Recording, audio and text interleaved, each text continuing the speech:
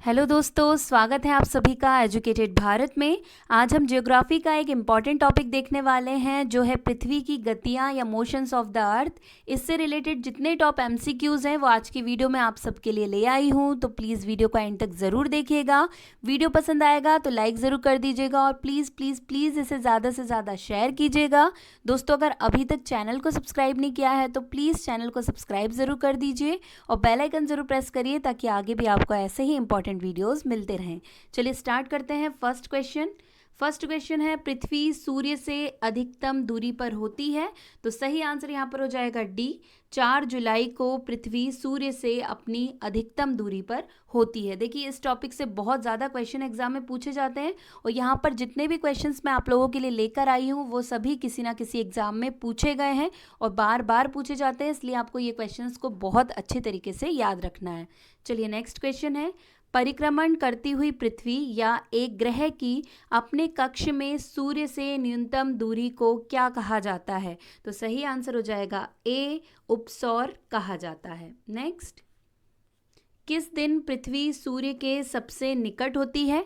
सही आंसर यहाँ पर हो जाएगा बी। ये क्वेश्चन बहुत ज़्यादा पूछा जाता है कि किस दिन पृथ्वी सूर्य के सबसे निकट होती है, कब होती है? तो 3 जनवरी को होती है। नेक्स्ट, पृथ्वी सूर्य के चारों ओर घूमती है, इस सिद्धांत को पेश करने वाले प्रथम व्यक्ति कौन थे? देखिए, बहुत ज़्यादा इंपॉर्टेंट, अगर ज्योग्राफी से क्वेश्चन पूछा जाता है, फिजिकल ज्योग्राफी से क्वेश्चन आता है तो ये ज़रूर पूछा जाता है। सही आंसर हो जाएगा सी, कॉपरनिकस। तो आपको कॉपरनिकस का नाम याद रखना है क्योंकि पृथ्वी सूर्य के चारों ओर घूमती है, ये सिद्धांत सबसे पहले कॉपरनिकस ने बताया था। नेक्स्ट, यहाँ किसने सर्वप्रथम प्रतिपादित किया कि सूर्य हमारे सौर मंडल का केंद्र है और पृथ्वी उसकी परिक्रमा करती है? ये क्वेश्चन भी आपने कई सारे एग्जाम्स में देखे होंगे, बहुत बार पूछा जाता है। सही आंसर हो जाएगा डी, कॉपरनिकस ही हैं जिन्होंने कहा है कि सूर्य हमारे सौर मंडल का केंद्र है और पृथ्वी उसकी परिक्रमा करती है। नेक्स्ट, निम्नलिखित में से यहाँ किसका मत था कि पृथ्वी सूर्य की परिक्रमा करती है? देखिए, कितने तरीके से क्वेश्चन पूछे जाते हैं।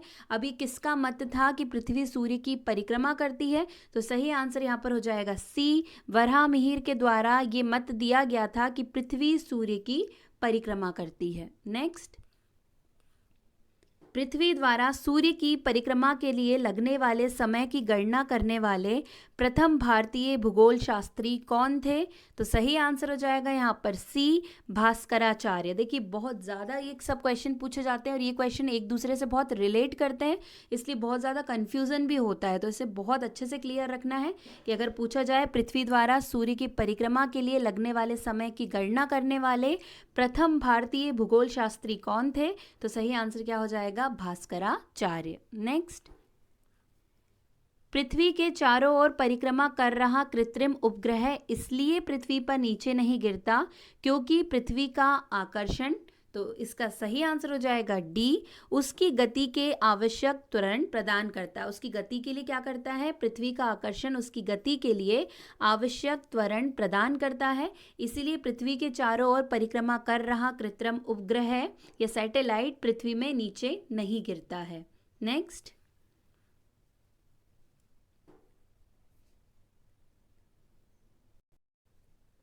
इक्विनॉक्स या विषुव होता है जब, तो इसका सही आंसर हो जाएगा ए, दिन और रात बराबर होते हैं। ठीक है, तो विषुव कब होता है? जब दिन और रात बराबर होते हैं। देखिए, सारे क्वेश्चन बहुत इंपॉर्टेंट है और सभी क्वेश्चन बार बार पूछे गए हैं, इसलिए आपको बहुत अच्छे से इन्हें याद रखना है। विश्व के सभी अंगों में 23 सितंबर को दिन और रात की समान लंबाई को क्या कहते हैं? तो यहाँ पर सही आंसर हो जाएगा ए, शरदकालीन विषुव कहा जाता है 23 सितंबर को। ठीक है, तो आपको याद रखना है कि जो सितंबर 23 होता है उसे क्या कहा जाता है? तो शरदकालीन विषुव से कहा जाता है, जिसमें दिन और रात समान होते हैं।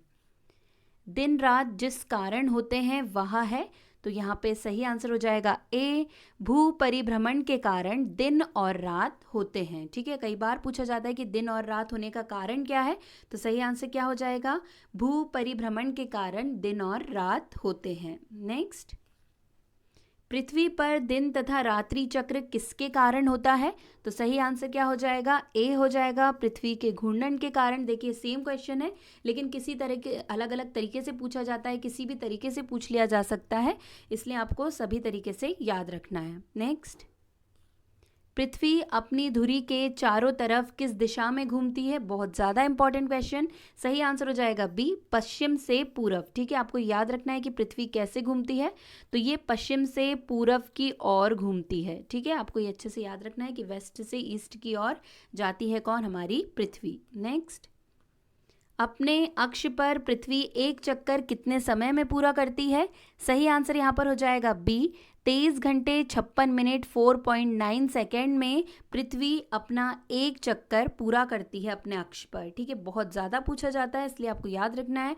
यहाँ पे एक कन्फ्यूज़न, ये 24 घंटे अगर रहता है तो हमको यही लगता है कि 24 घंटे, लेकिन इसका सही आंसर क्या हो जाएगा? बी इसका सही आंसर है। नेक्स्ट, पृथ्वी को सूर्य की परिक्रमा करने में लगते हैं लगभग, तो सही आंसर यहाँ पर हो जाएगा ए, 365.25 दिन। ठीक है, तो ये आपको याद रखना है पृथ्वी को सूर्य की परिक्रमा करने में कितना समय लगता है, क्योंकि बहुत बेसिक क्वेश्चन है लेकिन बहुत बार ये पूछ लिया जाता है। नेक्स्ट, पृथ्वी की परिक्रमण धुरी या ध्रुवीय धुरी सदा झुकी होती है, तो कितना झुकी होती है? ये तो बहुत बेसिक क्वेश्चन है लेकिन ये कई बार एग्जाम में पूछा भी गया है, तो हमें अच्छे से याद रखना है।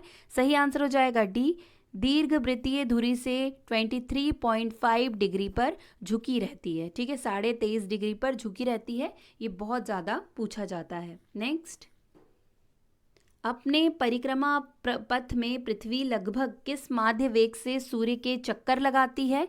सही आंसर यहाँ पर हो जाएगा ए, 30 किलोमीटर प्रति सेकेंड के हिसाब से पृथ्वी क्या करती है? सूर्य के चक्कर लगाती है, तो ये आपको अच्छे से याद रखना है। नेक्स्ट, परिक्रमण करती हुई पृथ्वी या एक ग्रह अपने कक्ष में सूर्य से अधिकतम दूरी को क्या कहा जाता है? ठीक है, परिक्रमण करती हुई जो पृथ्वी है या कोई ग्रह है वो अपने अक्ष में सूर्य से अगर अधिकतम दूरी पर है तो उसे क्या कहा जाता है? तो यहाँ पे सही आंसर हो जाएगा बी, अपसौर कहा जाता है। तो ये कब होता है? ये होता है 4 जुलाई को। अभी हमने फर्स्ट क्वेश्चन में भी देखा, तो कब होता है ये? 4 जुलाई को होता है, जब अपसौर वाली कंडीशन होती है जहाँ पर पृथ्वी या कोई ग्रह सूर्य से अधिकतम दूरी पर होता है। नेक्स्ट, वहाँ कौन सी तिथि या तिथियां हैं जब दोनों गोलार्धों या हेमिस्फेयर्स में दिन और रात बराबर होते हैं? बहुत ज़्यादा इंपॉर्टेंट क्वेश्चन है ये। इसका सही आंसर क्या हो जाएगा? सी, 21 मार्च और 23 सितंबर। ठीक है, ये 2 दिन कैसे रहते हैं? ऐसे दिन हैं जिसमें दोनों हेमिस्फेयर में दिन और रात बराबर होते हैं। ठीक है, चलिए नेक्स्ट देखते हैं। नेक्स्ट क्वेश्चन,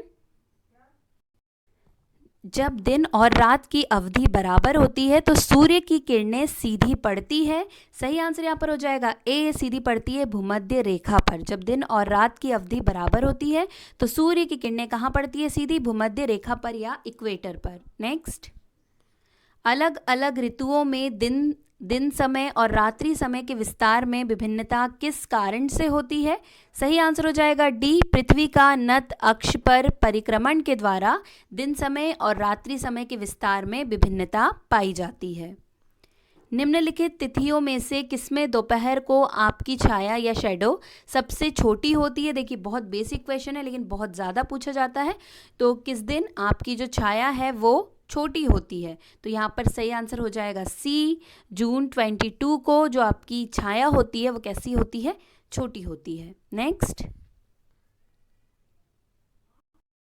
निम्नलिखित में किस तिथि पर उत्तरी गोलार्ध में ग्रीष्मकाल अयनात को देखा जाता है?